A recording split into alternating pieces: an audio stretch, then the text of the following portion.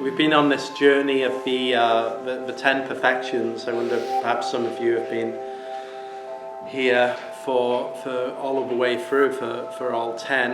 And I think we'll likely put them together in something of a resource or a series.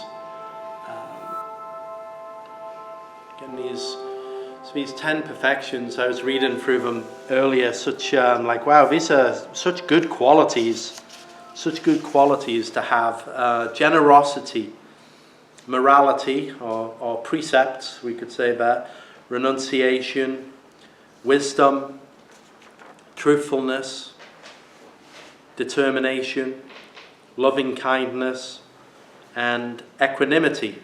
So I'm going to talk a little on equanimity today. It said that these 10 perfections, these qualities of heart and mind, were developed after the historical Buddha's lifetime. Like in many spiritual traditions, have an extraordinary founder, and then over time that founder in some ways fades into something of an idea, often an idealized picture. Yeah, I think that's fair to say. But sometimes people come along in life, a rare few of truly extraordinary depth, and their effect reverberates across the globe and through the centuries.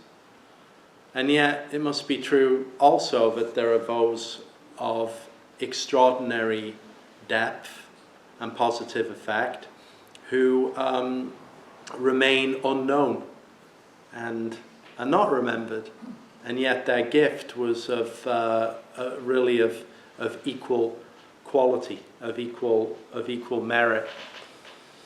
And our practice in that sense is an offering.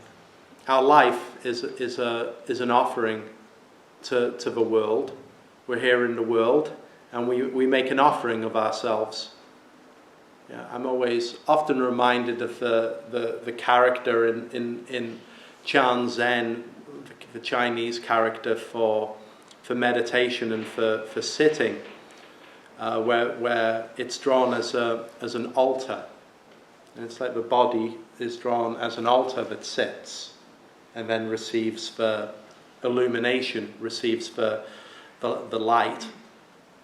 And so when each of us sits, the body is arranged and prepared as an altar. We have an altar behind us. It was made up differently for the church celebrations earlier, and now it's changed. We have the altar cloth, the candles, set up with such obvious care and attention in order to raise up what is important, to make an offering. Our 10 perfections began with generosity. Generosity, an interesting beginning, a beginning and an ending. These 10 perfections are really, we can see it drawn as a circle, much more than a ladder. Right? Sometimes we can turn the practice of a spiritual practice into just another mode of human attainment, where we progress and improve, and it can have a sense of almost like a ladder, and wondering which rung you're standing on at the present time.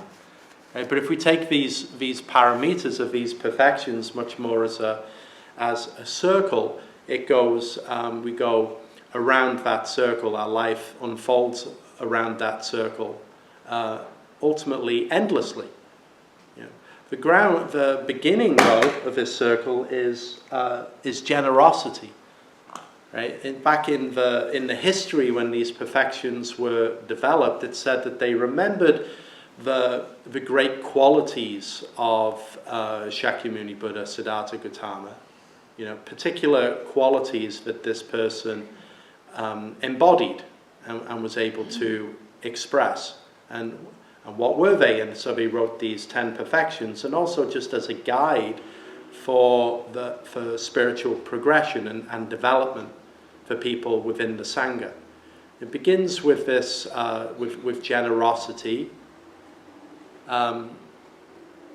The decision point where a person decides to, that wants the whole to prosper, right? That really brings that to life, wants benefit for others, wants everybody to succeed and everybody to prosper, for everybody to be free from suffering. That's the beginnings of generosity. And then over these 9 or 10 weeks, we've delved into other areas, other qualities that help us on the path. And so now we arrive at the 10th one in the 10 perfections, equanimity, which is kind of a beautiful word just by itself, right? Equanimity can sometimes be translated as serenity. I remember when I was growing up, if somebody would have asked me before I began practice what Zen meant, I would associate it with a kind of serene aloofness, right? That's maybe how it's popularly still stereotyped. As kind of to be Zen, to be untroubled by anything. Almost like a kind of a rising above. Right? It can seem perhaps even, you could say, a little detached to be that way. But that's not the way that we don't have to look at equanimity or serenity as certainly as a detached quality, but rather a deeply developed expression that comes from the embodiment of a lifetime of practice, but we don't have to wait for the end to begin. We can practice equanimity and express equanimity now. The word itself, in looking at the etymology of the word equanimity, in the Latin, so the Latin translates as evenness, right? To be even. Which reminds me of one of the translations of koan in Zen, which is the implication is to make unevenness even. To make unevenness even. So to have equanimity is to be even. To even, calm, and composed. And then as the word developed, it included the aspect of goodwill. So equanimity also has that connotation of equanimity and goodwill. That fits quite nicely with the previous parameter of perfection that Jampa spoke on, which is loving kindness. The essence of goodwill. A key aspect of Dharma practice, of the way of Sangha, to have genuine and sincere goodwill. Everything in Dharma practice really comes out of the understanding of self and other. The understanding of self and other. If we look into the world as it is, we see that self and other are clearly separated in the human realm. This is something that we experience as human beings. We see each other across the room. You're over here, you're over there, I'm over here. in one sense, right? So self and other are clearly separated. And then as we form groups and form communities, cultures, languages, territories, then we've seen through the long arc of human history that self and other is separated along broader lines and larger groups. And so even today, 2,500 years after the Buddha was teaching, we look into the world and we see the extraordinary tragedy of self and other being separated. Right? That is so, it is really a great tragedy that self and other are separated. We come into a practice of meditation, then we are healing, actively addressing and healing that divide, the divide of separation, the divide, the apparent divide of, or constructed divide of self and other. So we might arrive here and maybe we feel a little separate, and things appear that way. But then in our practice, when we come to the seat of meditation, we settle down and we enter realization, making real what is thus. Realization, not as some goal on the horizon, that when I find realization, I will be doing better. I will be able to leave this behind and I can jump over there to realization, and then things are going to go much better. But much more as an action, we practice realization. That's what it is to sit and hear the sound of the street, to hear the sounds, to see the sights, to feel the body, to allow the rising and falling of thoughts, to sit and to be truly centered, right? To be at the center where we always are. We are always at the center. Everyone and everything in this whole world and in this whole universe is exactly at the center of everything. You know, that extraordinary truth. So when we sit down, we realize, we make real what is here. What is being experienced internally and externally. Right? Even those categories of what appears to be external, people over there, sound of the street, and internal, my thoughts, feelings in the body, all of those lines are just constructed in the mind. It has nothing to do with intrinsic reality. It's a way to navigate this reality with our human-centric operating system. Right? That's how we organize the world, into differences. Right? But at the root, there are no differences. At the root, there is no internal or external. There is just this mystery that we all are, that we see and realize now, or certainly experience now. When we look through these eyes and the ear and the sound strike the ear, when we look deeply into this, then who we are, who others are, what this is, what this means, all of these ideas dissolve. All of these ideas dissolve. But rather than falling into a kind of a pit of emptiness with the dissolution of all of these ideas, rather, as we sit and these ideas of division fall off, then the breeze of the welcome breeze of the fan, you know, well, maybe for not you at the back, but right here, your enlightenment appears differently. Mine appears as the fan. But isn't that so? You know, as these ideas of division fall away, you see that everything is here.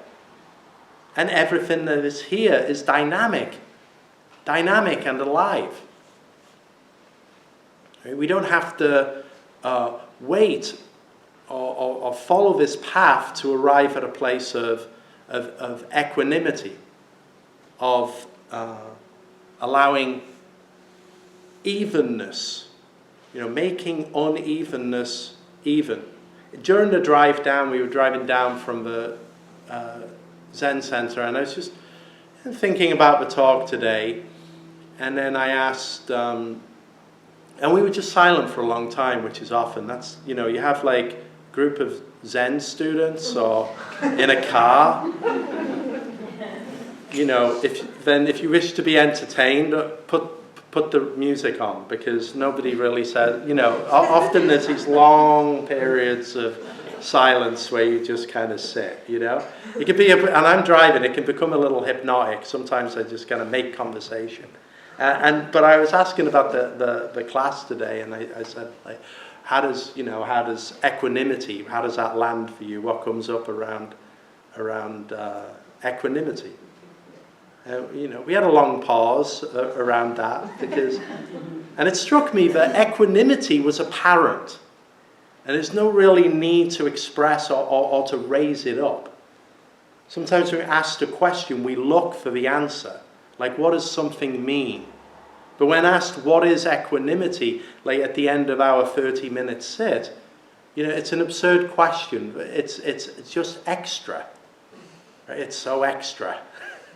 Right? Like, what is equanimity? This is equanimity. And that's what we taste and experience when we sit together for 30 minutes. Equanimity is obvious. It's this. And then I asked about how many people we know that really transmit a deep sense of equanimity.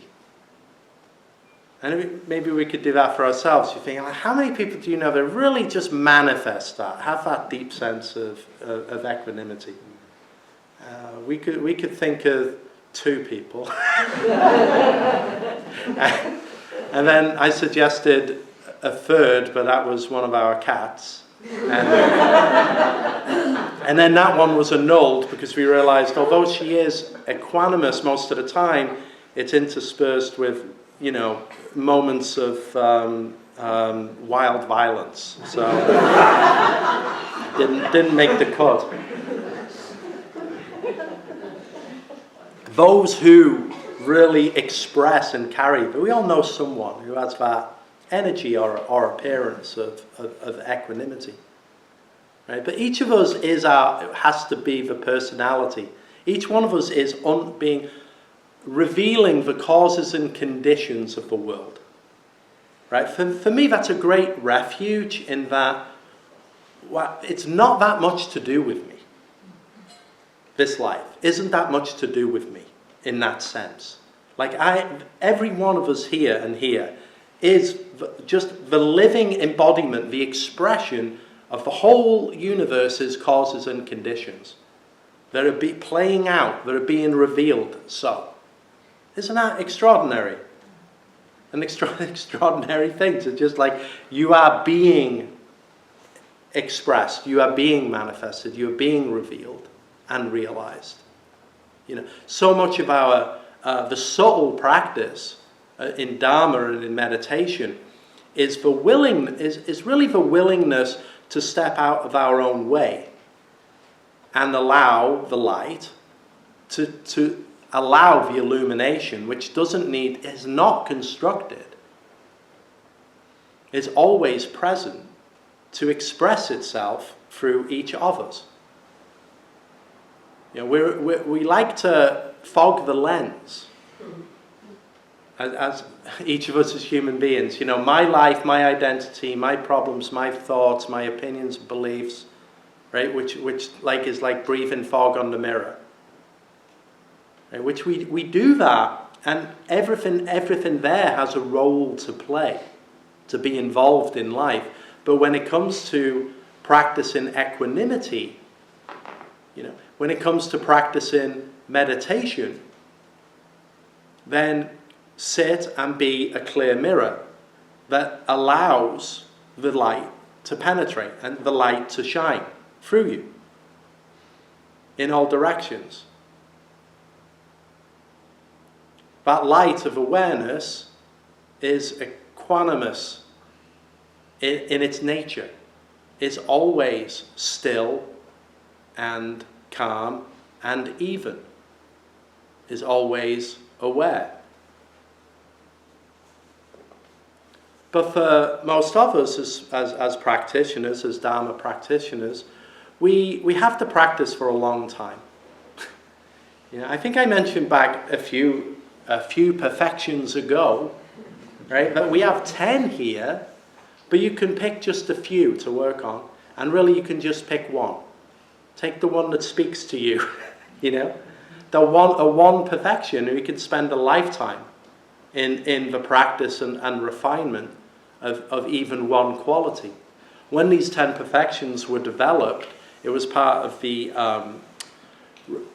the development of a Mahayana system, right? At least in this particular way, these ones are put together, which really had and one of the implications of the 10 perfections were practice these for multiple lifetimes. Right? So if you're concerned that just, I'm coming in at the end here on number 10, I'm not sure if I can understand and master this today, it was formulated as a many lifetime practice, so you've got some time. Right? But the arc of that is, we live in as human beings in the world where violence and strife and division has always been right there in front of us. As true now as it was then. And yet groups of people came together and decided there is a better way to be. And that's also right there. The possibility to heal division, the possibility to move away from separation and strife, the possibility of truly caring about everybody, of truly being radically inclusive and including all people and all things, that is also possible. And that is the essence of Sangha, true now as it was then. Right? To look into a scheme like these 10 perfections, or 6, or 4, Buddhism is replete with ways to approach, just a massive body of teachings and ways. And again, you can just take one and say, yeah, I will investigate and practice these qualities in order to be a more developed, upright, conscious, actively engaged human being for the benefit of everyone, which vitally includes this one. For the benefit of all, it's important that goes both ways. But with this journey since we began in April, with wonderful teachers expressing in these qualities in different ways. For them all to gather together and return to this baseline of equanimity. Equanimity is the blending, like the blend of all of these fine qualities. Right? It's like with, I was reading recently about master wine blenders. Right? It's people who have just a deep appreciation of nuance and texture and taste and quality, who can gather together these disparate elements. Maybe this on its own is not so good, and this one here isn't so great. And then they can bring all that together and make something that is better than the sum of its parts by masterfully blending qualities together in order to produce something exquisite. That's really the spiritual life. To weave all of some of these qualities which are more, always have positives and negatives. You can overdo anything. Like we can pick up any of these and generosity, ethics, renunciation, wisdom, truthfulness. You can overdo it. You can be too truthful. I just reminded of something my Sumi Roshi said about that. Like too much honesty. That's a koan. Too much determination. And so any of these things, but when blended together, we come back to equanimity, which is already the basis. The fastest way to really realize in that sense, and speaking as coming from the Zen school, again is don't wait. The absolute or non-dual principle or nature of this experience now is equanimity. And the people that I knew or remember who most expressed or manifested that sense of equanimity always had a little bit more than one foot in the absolute.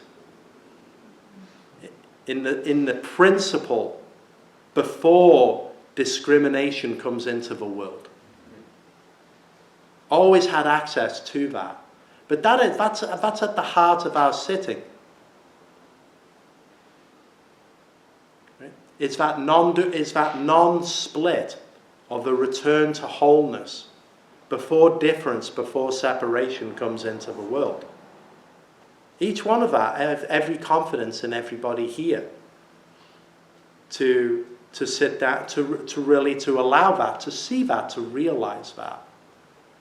Right? Before thoughts come into the mind, before we organize the world and compare and contrast and weigh one thing against the other, it is all happening against a background which is still luminous and whole.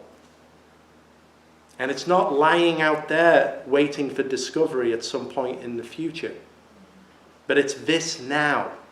And has always been this now, and you know it. You know it. Because it's what you are in your essence. But for many of us as human beings, over the years, it's forgotten. It's forgotten. It's obscured with all of the busyness and the challenges and the problems and the to-do lists and the inbox and the things to do. It's so easily obscured. I say that as someone who it's like there's so many competing things, so much busyness, so much construction. But it's all taking place within this unconstructed, extraordinary awareness, this extraordinary depth of being now. That's our great home.